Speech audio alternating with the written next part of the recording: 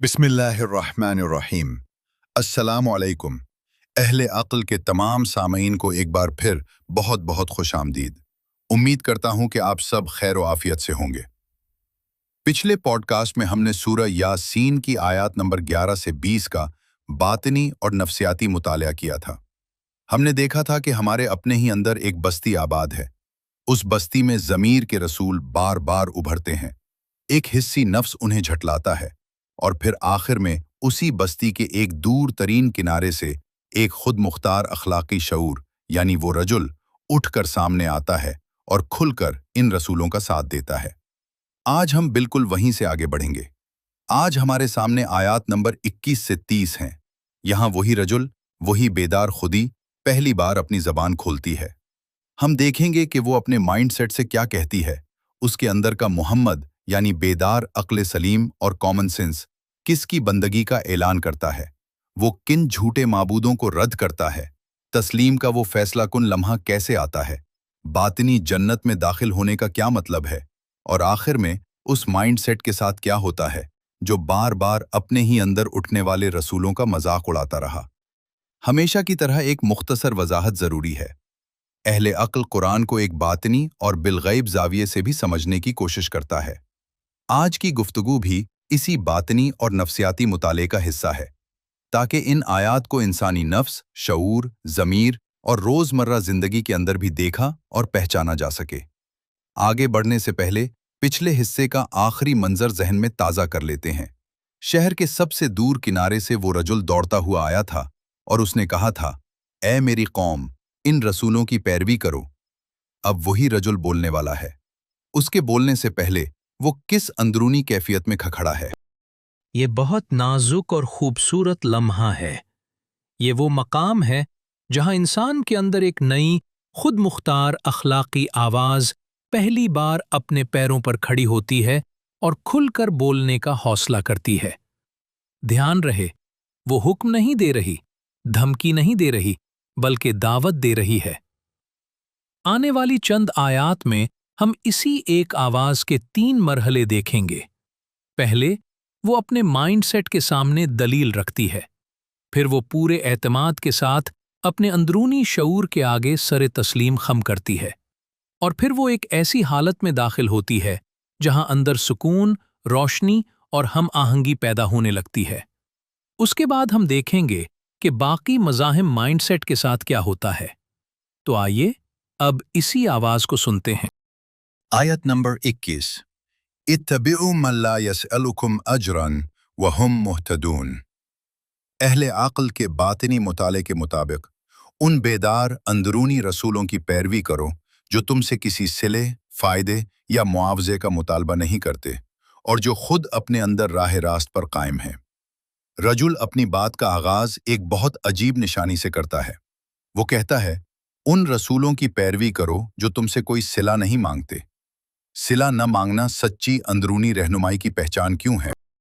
क्योंकि आपके अंदर जो भी आवाज़ किसी न किसी मुआवजे का तकाजा करे, चाहे वो तारीफ हो, पहचान हो, दूसरों की नज़रों में ऊंचा मकाम हो या नफ्स का कोई ज़ाती फ़ायदा, तो उस आवाज़ को ज़मीर समझने से पहले बहुत एहतियात से देखना चाहिए। एक सादा मिसाल लीजिए। 2 लोग आपको मशवरा देते हैं। एक आपकी मदद तो करता है, मगर बार बार जताता भी है। बदले में आपकी वफादारी चाहता है और नेकी भी इसलिए करता है कि लोग उसे देखें। ये उस ज़हनी कैफियत की मिसाल है जो हर अच्छे अमल की कीमत वसूल करना चाहती है। दूसरा शख्स आपको सच बता देता है, मगर बदले में कुछ नहीं चाहता, न तारीफ, न दाद, न अपना नाम। उसके लिए अहम सिर्फ ये है कि आप हकीकत को देख लें। अहले अक्ल के इस बातिनी मुताले में ज़मीर की सच्ची आवाज़ इसी दूसरी कैफियत के ज़्यादा करीब है। वो आपको सच दिखाती है, मगर उस सच के बदले अपने लिए कुछ नहीं मांगती। और मुहतदून का एक अहम पहलू यही है कि ये रहनुमाई अपनी सिमत के लिए आपकी दाद की मोहताज नहीं। उसे अपनी सच्चाई साबित करने के लिए आपके तालियां बजाने की ज़रूरत नहीं।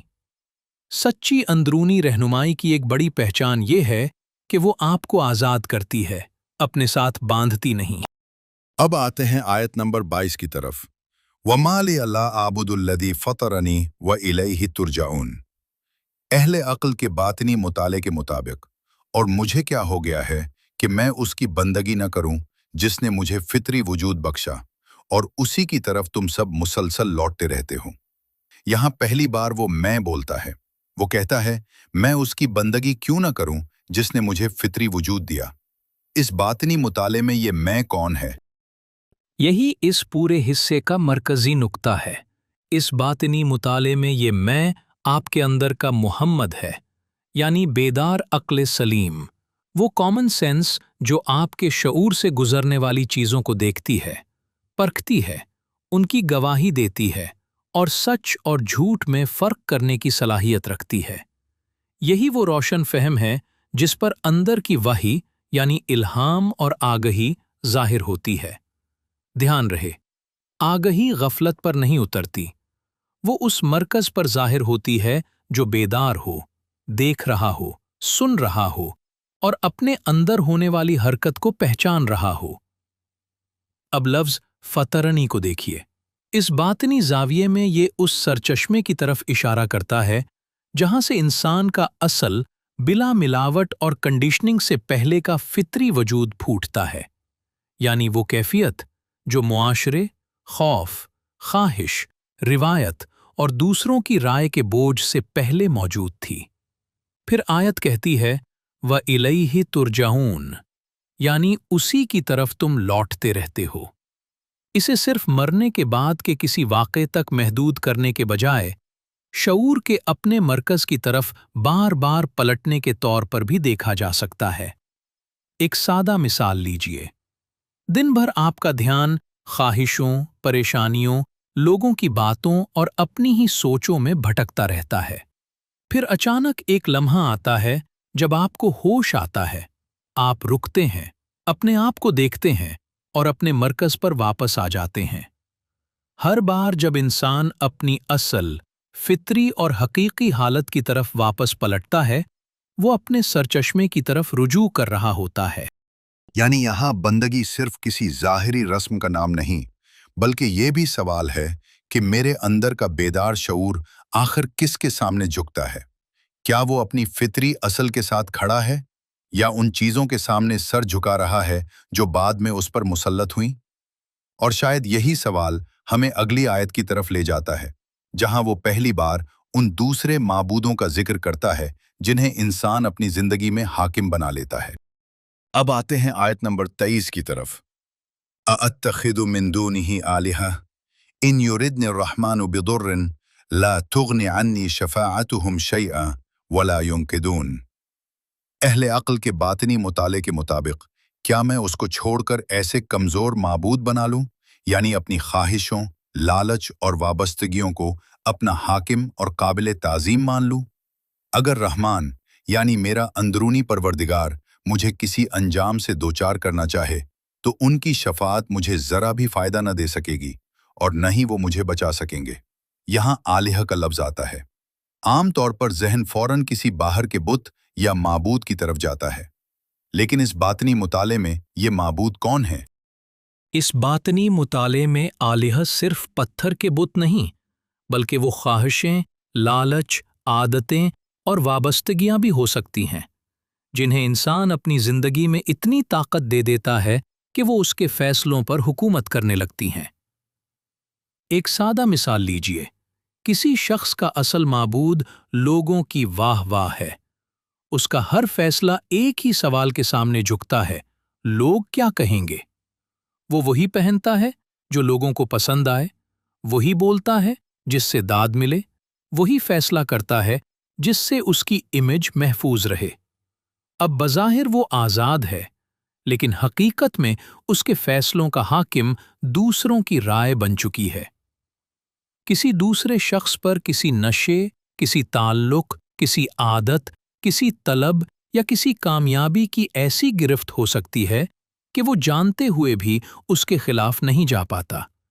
यानी कोई भी ऐसी चीज़ जो आपको कंट्रोल कर रही हो और जिसके सामने आप अपनी अक्ल सलीम और ज़मीर को बार बार कुर्बान कर दें, वो आपके अंदर एक आलिहा की सूरत इख्तियार कर सकती है।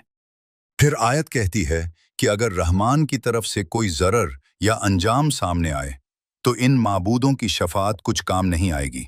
اسے ہم روزمرہ زندگی میں کیسے پہچان سکتے ہیں؟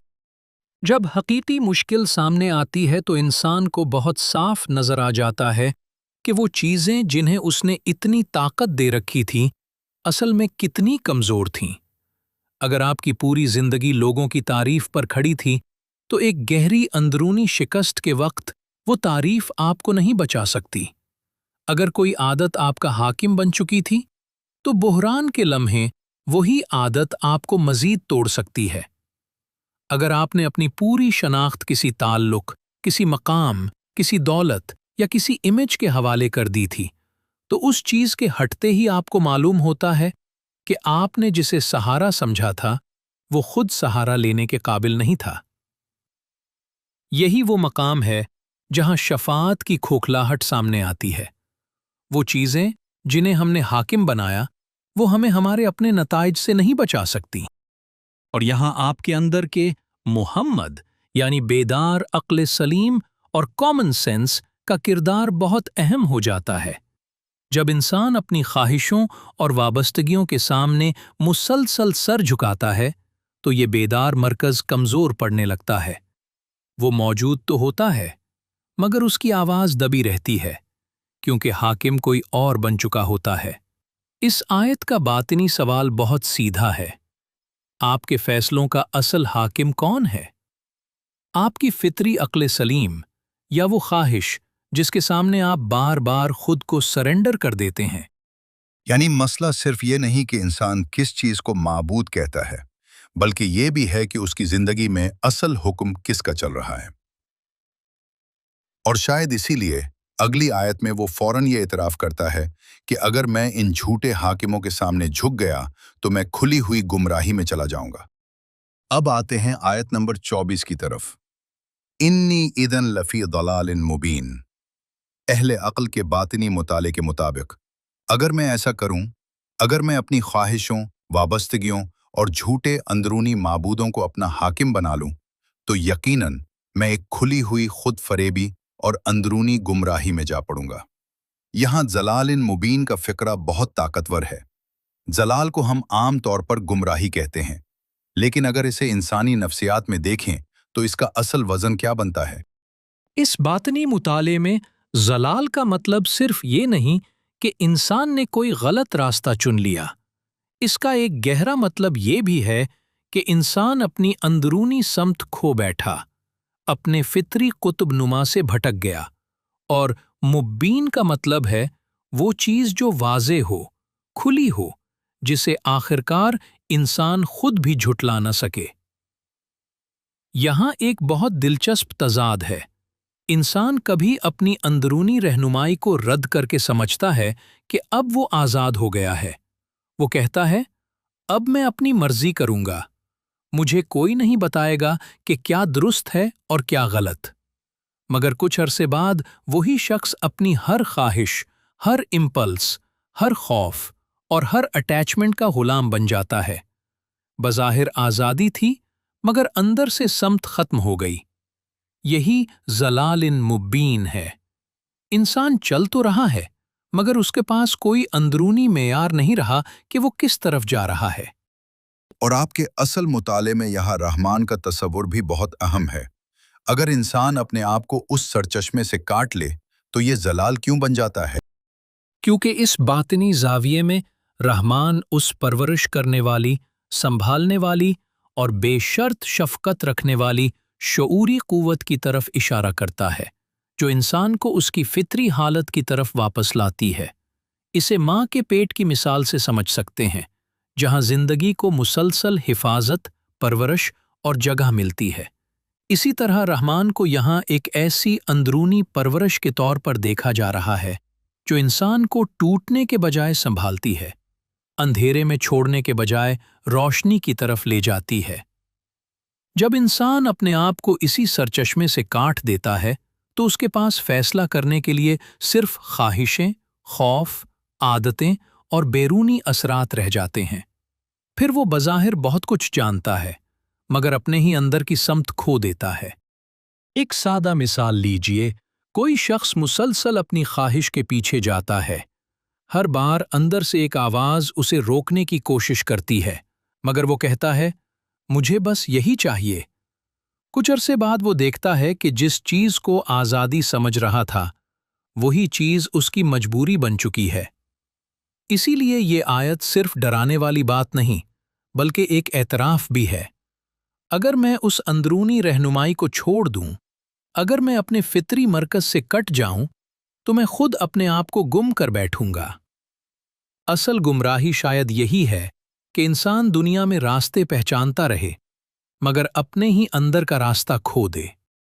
यानी यहाँ पहली वो बेदार खुदी सिर्फ झूठे माबूदों को रद्द नहीं करती, बल्कि ये भी समझ लेती है कि उनके पीछे जाना आज़ादी नहीं, अपनी सिमत खो देना है।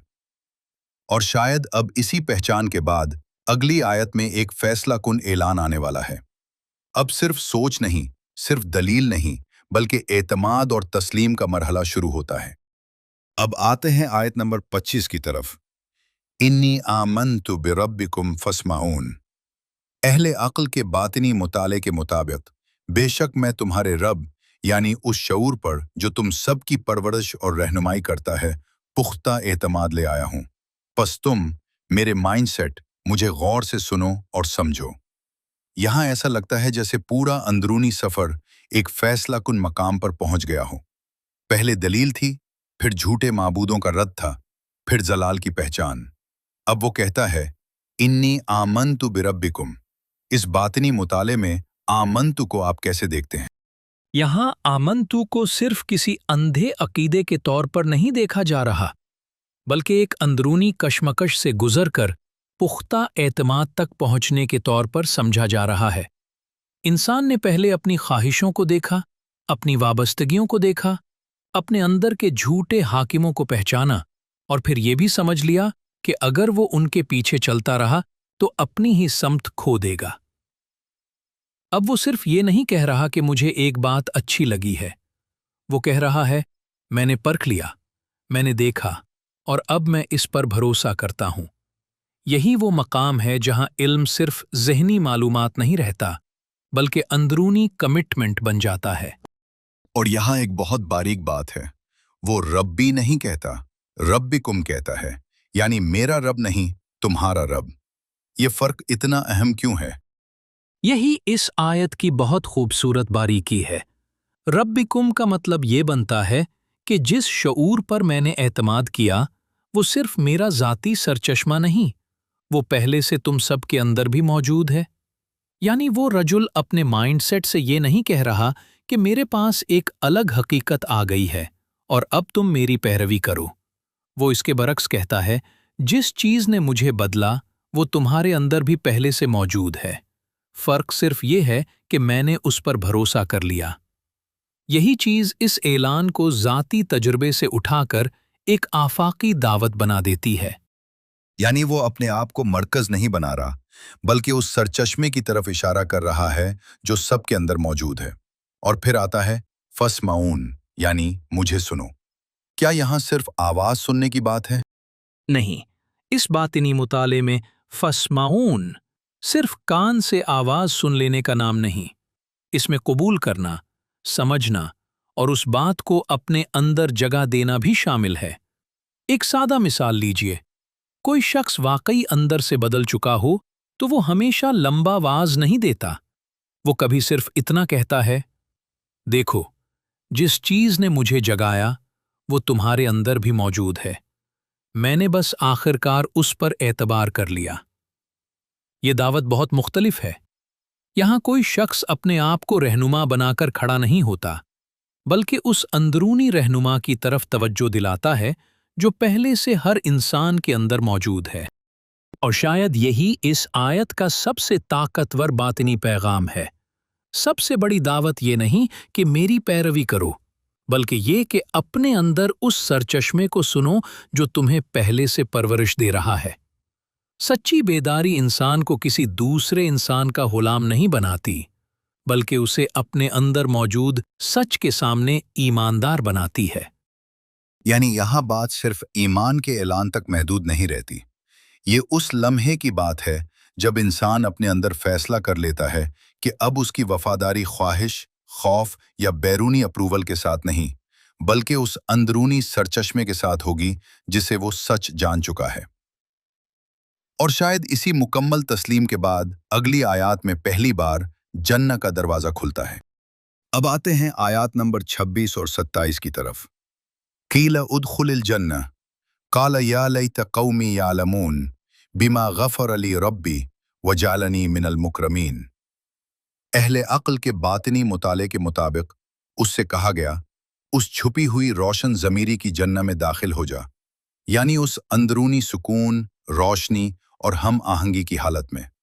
फिर उसने कहा, काश मेरा माइंडसेट जान पाता कि मेरे रब ने मेरी कोताहियों को किस तरह ढांप लिया, मुझे किस तरह संभाला, बहाल किया और मुझे मुअज़्ज़ज़ व मुकर्रम हालत में शामिल कर दिया। यहाँ एक बहुत बड़ा शिफ्ट आता है। अभी पिछली आयत में उसने एतमाद और तस्लीम का ऐलान किया और फौरन कहा जाता है, उदखुलिल जन्नह, जन्नत में दाखिल हो जा। क्या इस बातिनी मुताले में ये किसी मरने के बाद की जगह की बात है या कुछ अभी इसी शऊर के अंदर हो रहा है?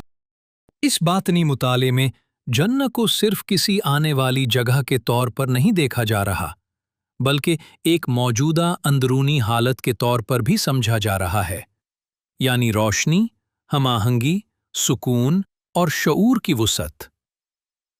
जरा गौर कीजिए, इंसान अक्सर सबसे ज्यादा थकता उस सच से लड़ते लड़ते है जिसे अंदर कहीं वो पहले से जानता है। वो बहाने बनाता है, अपनी ख्वाहिशों के हक में दलीलें खड़ी करता है, खौफ को सच समझ लेता है और मुसलसल अपने ही ज़मीर से कशमकश में रहता है। लेकिन एक लम्हा आता है जब वो लड़ना छोड़ देता है, वो तस्लीम कर लेता है, हाँ यही सच है। ऐन इसी लम्हे अंदर एक अजीब सा सुकून उतर सकता है। मसला शायद बाहर अभी भी वही हो, हालात भी फौरन न बदले हों, लेकिन अंदर की जंग कम हो जाती है। यही इस बातिनी जाविये में जन्नत में दाखिल होने का एक अहम मानी बनता है। जन्नत उस लम्हे भी शुरू हो सकती है जब इंसान सच के खिलाफ अपनी अंदरूनी मुज़ाहिमत छोड़ देता है। और फिर उसका पहला रद्द अमल बहुत खूबसूरत है। वो अपने बारे में खुश होने के बजाय कहता है, या लैत कौमी यालमून, काश मेरी कौम जान पाती। अगर कौमी को हम उसी अंदरूनी फ्रेमवर्क में रखें तो वो किससे बात कर रहा है? यहाँ वो बाहर के किसी हुजूम की बात नहीं कर रहा, बल्कि अपने ही अंदर के उस बाकी माइंडसेट की बात कर रहा है जो अभी तक मुज़ाहिमत में फंसा हुआ है। वो हिस्सा जो अभी भी ख्वाहिश, खौफ, आदत और पुरानी कंडीशनिंग के अंदर बंद है। और यही इस मंजर को बहुत इंसानी बना देता है। वो खुद सुकून की एक नई हालत में दाखिल हो चुका है, मगर उसकी पहली ख्वाहिश यही नहीं कि मैं बच गया, बल्कि ये है कि काश मेरा बाकी वजूद भी देख पाता कि इस तस्लीम ने मुझे क्या दिया। यानी बेदारी सेल्फिश नहीं रहती। जब इंसान वाकई किसी अंदरूनी सुकून को छू लेता है तो उसके अंदर ये ख्वाहिश पैदा होती है कि बाकी माइंडसेट भी इसी हकीकत तक पहुंचे। फिर वो कहता है, बिमा गफर अली रब्बी, यानी मेरे रब ने मुझे किस तरह गफर किया। हम मगफिरत और गफर को उमूमन सिर्फ गुनाहों की माफ़ी के तौर पर सुनते हैं। इस बातिनी मुताले में यहाँ इसका क्या मफहूम बनता है?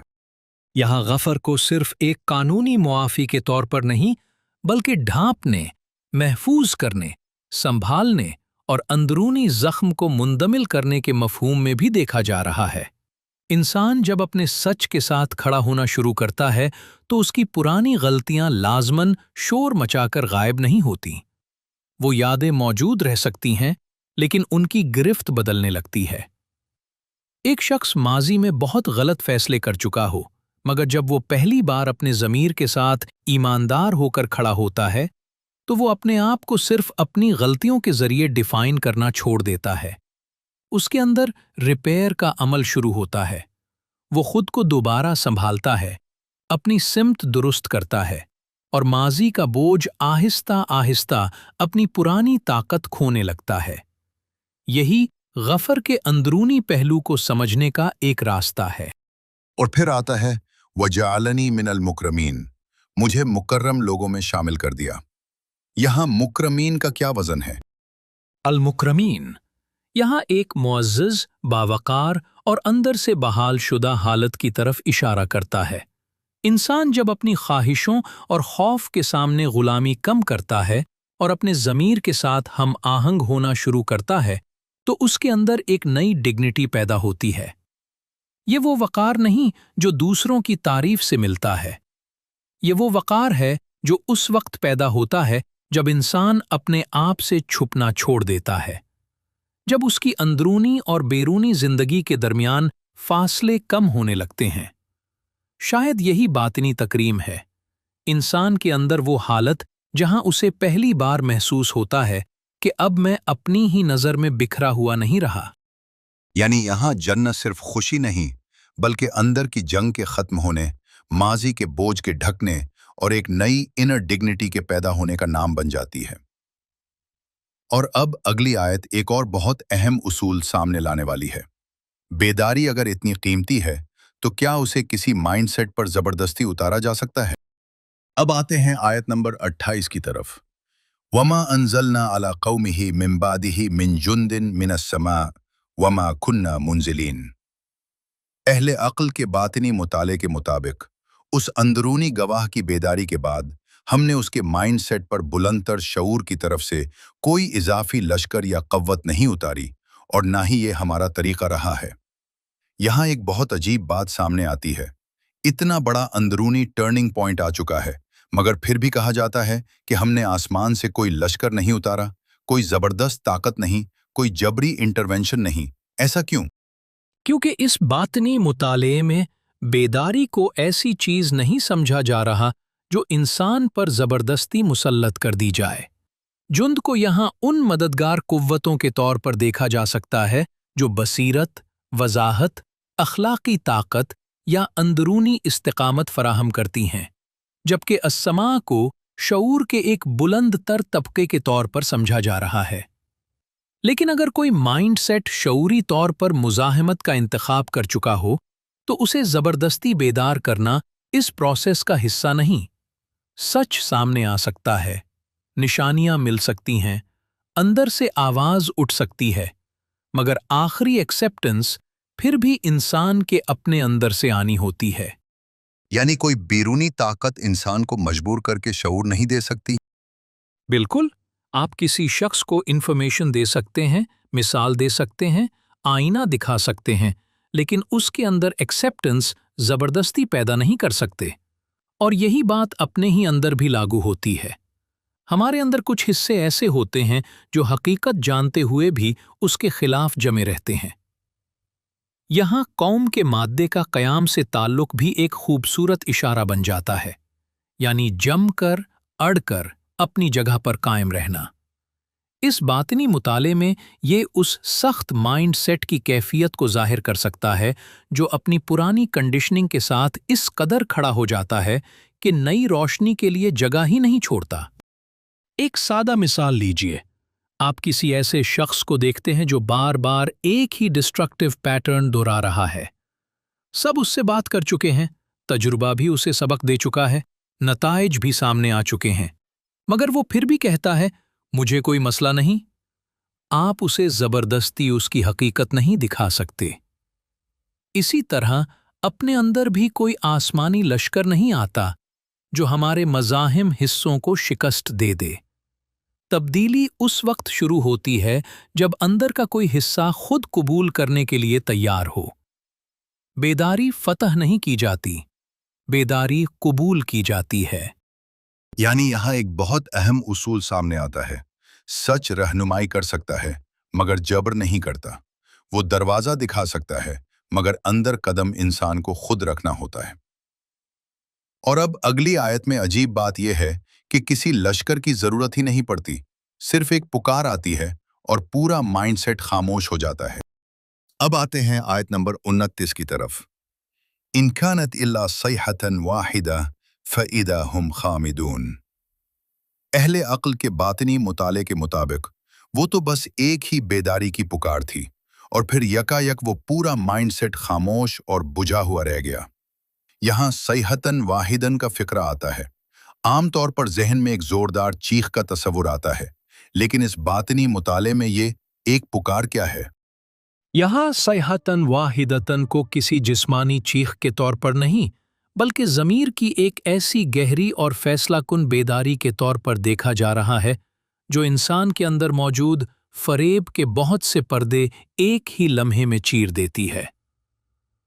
बाज़ औक़ात इंसान बरसों अपने आप को दलीलें देता रहता है, जवाज़ बनाता रहता है, अपनी ख्वाहिश को दुरुस्त साबित करता रहता है और हर तंबीह को टालता रहता है। फिर एक लम्हा ऐसा आता है जब हकीकत इतनी साफ हो जाती है कि उसके बाद पुरानी कहानी को बरकरार रखना मुश्किल हो जाता है। वो लम्हा कोई लंबी तकरीर नहीं होता, कभी एक जुमला, कभी एक वाक़या, कभी एक एहसास, कभी अपने ही अमल का एक साफ आईना, और इंसान अचानक देख लेता है, मैं अपने आप से क्या कर रहा था। और फिर आयत फौरन कहती है, फ़इदा हुम खामिदून, यानी अचानक वो सब खामोश और बुझे हुए रह गए।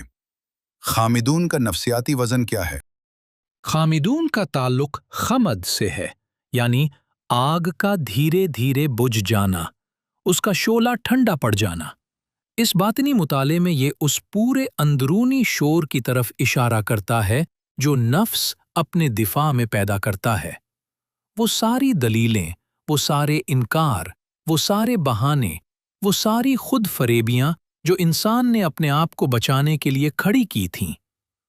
मगर जब सच एक लम्हे में पूरी वजाहत के साथ सामने आता है तो उन सब के पास ईंधन नहीं रहता, वो शोर ठंडा पड़ने लगता है। एक सादा मिसाल लीजिए, कोई शख्स बरसों खुद से कहता रहा कि मेरा गुस्सा जायज़ है, लोग ही मुझे मजबूर करते हैं।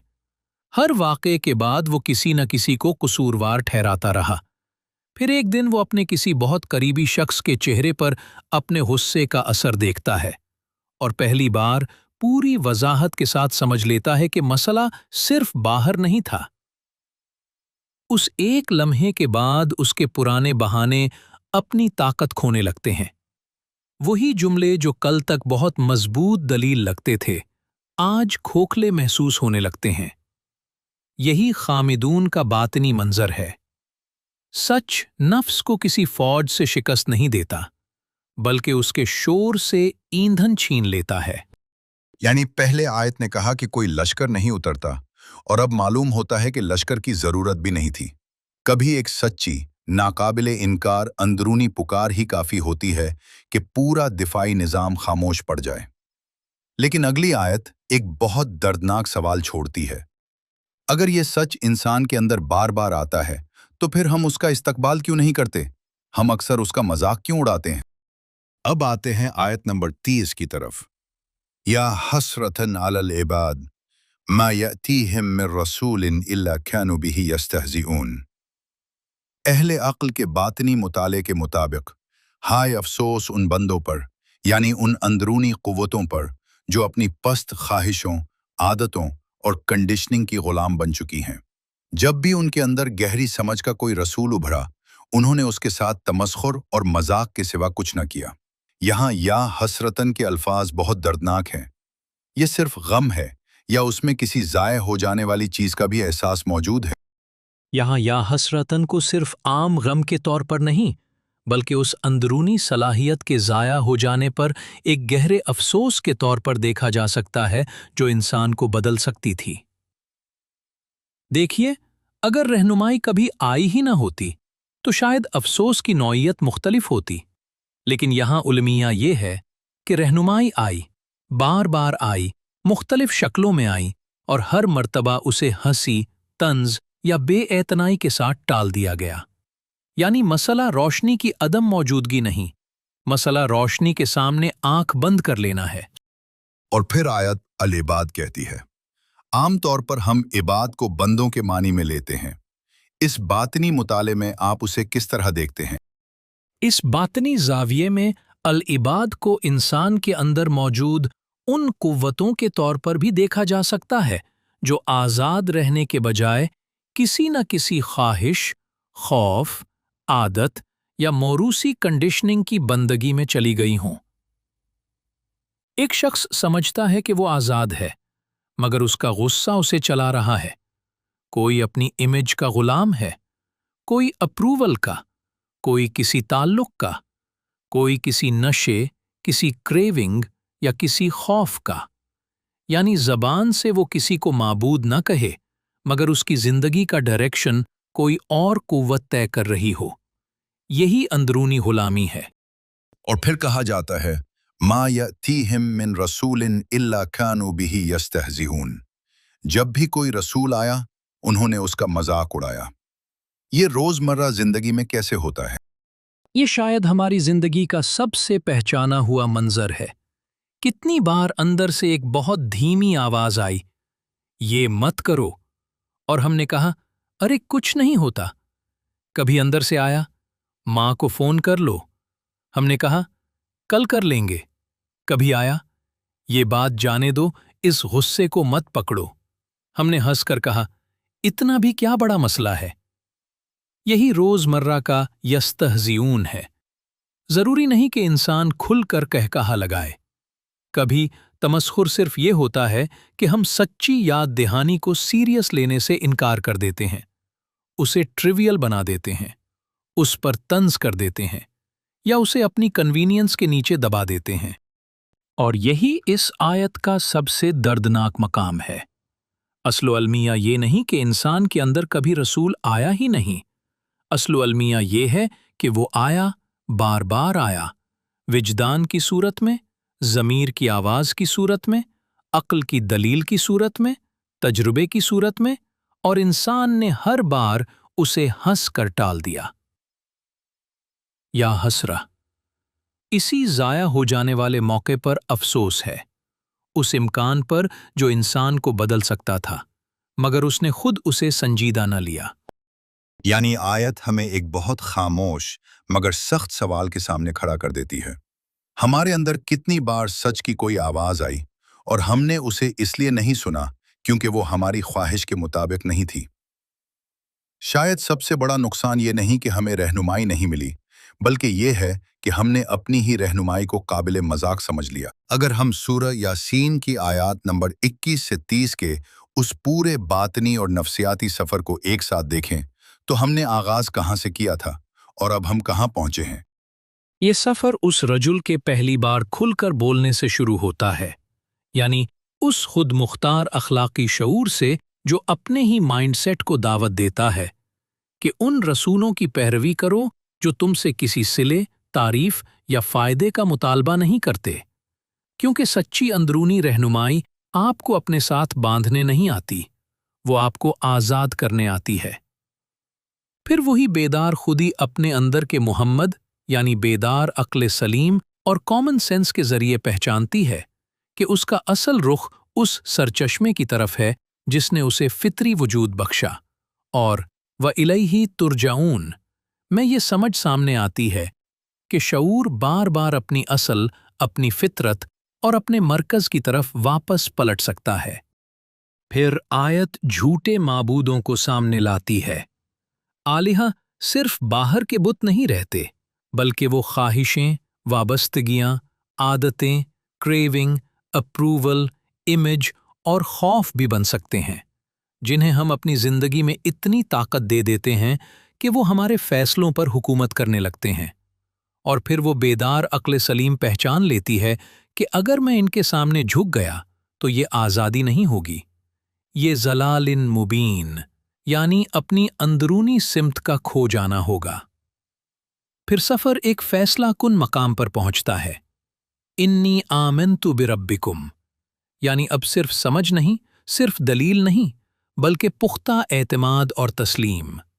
और यहाँ रब्बिकुम की खूबसूरती ये है कि जिस सरचश्मे ने मुझे जगाया वो सिर्फ मेरा नहीं, तुम सब के अंदर भी मौजूद है। फिर जैसे ही ये अंदरूनी मुज़ाहिमत टूटती है, उदखुलिल जन्ना का मरहला आता है। इस बातिनी मुताले में जन्ना एक ऐसी अंदरूनी हालत बन जाती है जहां इंसान सच से लड़ना छोड़ देता है, अंदर की जंग कम होती है, शऊर में सुकून, रोशनी और हम आहंगी पैदा होने लगती है। फिर गफ़र अली रब्बी में माजी के बोझ के ढकने, हिफाजत, हीलिंग और बहाली का पहलू सामने आता है। और अलमुकरमीन में वो इनर डिग्निटी पैदा होती है जो दूसरों की तारीफ से नहीं बल्कि अपने ज़मीर के साथ हम आहंग होने से जन्म लेती है। फिर एक और बहुत अहम उसूल सामने आता है। बेदारी ज़बरदस्ती मुसल्लत नहीं की जाती। कोई जुंद आकर मुज़ाहिम ज़हन को फतह नहीं करता। कोई आसमानी लश्कर इंसान को शऊर में घसीट कर नहीं लाता। सच सामने आ सकता है, वजाहत मिल सकती है, ज़मीर बोल सकता है, मगर कबूल करना अंदर से होता है। और फिर हैरत अंगेज तौर पर एक पूरी फौज की ज़रूरत भी नहीं रहती। सैहतन वाहिदन, एक सच्ची, साफ और फैसलाकुन बेदारी की पुकार कभी इंसान के अंदर मौजूद सारे बहानों और खुद फरेबी के शोर को खामोश करने के लिए काफ़ी हो सकती है। खामिदून में वही शोर बुझने लगता है जैसे आग अपना ईंधन खो दे। और फिर इस हिस्से का आखिरी मंजर शायद सबसे ज्यादा दर्दनाक है। या हसरतन अलल इबाद, अफसोस उन अंदरूनी कुव्वतों पर जो आज़ाद होने के बजाय ख्वाहिश, खौफ, आदत और कंडीशनिंग की गुलाम बन गईं। क्योंकि असल अलमिया ये नहीं कि उनके अंदर रसूल कभी आया ही नहीं। असल अलमिया ये है कि रसूल बार बार आया, कभी विजदान की सूरत में, कभी ज़मीर की धीमी आवाज़ की सूरत में, कभी अक्ल की दलील में, कभी जिंदगी के तजुर्बे में, मगर हर बार उसे सीरियस लेने के बजाय हंसकर, टालकर या ट्रिवियल बनाकर रद्द कर दिया गया। शायद इसीलिए या हसरतन सिर्फ गम नहीं, उस पॉसिबिलिटी पर अफसोस है जो इंसान को बदल सकती थी, मगर उसने खुद उसे संजीदा न लिया। तो क्या हम ये कह सकते हैं कि आयात 21 से 30 हमें एक खुद मुख्तार ज़मीर के जन्म, उसके बलूग और फिर उसकी तकमील का पूरा सफ़र दिखाती हैं? बिल्कुल, एक आवाज़ जो पहले अंदर के एक दूर किनारे से उठती है, फिर वो बोलना सीखती है, वो दलील देती है, वो झूठे हाकिमों को पहचानती है, अपनी फितरी सिमत को दोबारा दरियाफ्त करती है, अपने रब पर एतमाद करती है, अंदरूनी मुज़ाहिमत छोड़ती है, सुकून की जन्नत में दाखिल होती है और फिर चाहती है कि उसका बाकी माइंडसेट भी वही हकीकत देख ले। ये सिर्फ एक आवाज़ का बेदार होना नहीं, बल्कि उस आवाज़ का मैच्योर होना है।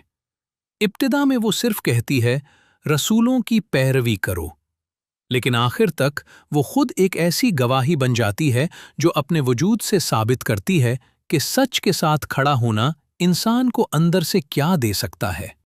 तो क्या सूरा यासीन का ये हिस्सा भी सिर्फ किसी पुरानी बस्ती की कहानी नहीं, बल्कि हमारे अपने अंदर बेदार होती एक आवाज़, हमारे अपने झूठे माबूदों, हमारे अपने खौफ, हमारे अपने ज़मीर और आखिरकार खामोश पड़ते एक पूरे माइंडसेट की कहानी बन जाता है? अहले अक्ल के इस बातिनी मुताले में बिल्कुल यही मंजर सामने आता है। वो रजुल हमारे अपने अंदर की खुद मुख्तार सच्चाई है। वो मोहम्मद हमारी अपनी बेदार अक्ल सलीम और कॉमन सेंस है।